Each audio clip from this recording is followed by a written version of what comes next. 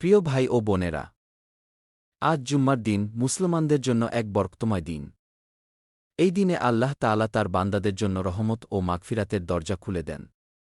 আল্লাহ তাআলা বলেছেন, হে মুমিনগণ, যখন জুমার নামাজের জন্য আহ্বান করা হয়, তখন আল্লাহর স্মরণের দিকে ছুটে যাও এবং বেচাকেনা ত্যাগ করো। সূরা আল জুমুর, আয়াত ৯। রাসূলুল্লাহ বলেছেন, যে দিনে সূর্য উদিত হয়েছে তার মধ্যে সর্বোত্তম দিন হল জুমার দিন। সহিহ মুসলিম ৮৫৪। জুমার দিনে রয়েছে এক মুহূর্ত, যে মুহূর্তে বান্দা যা চায় আল্লাহ তাআলা তা কবুল করে নেন। তাই ভাই, আসুন আজকের জুমার দিনটি যেন অন্য দিনের মতো না হয়। গোসল করি, পরিপাটি পোশাক পরি, মসজিদে গিয়ে নামাজ আদায় করি, আর বেশি বেশি দরুদ পাঠ করি প্রিয় নবীর প্রতি। রাসূল বলেছেন, জুমার দিনে তোমাদের দরুদ আমার নিকট পৌঁছানো হয়।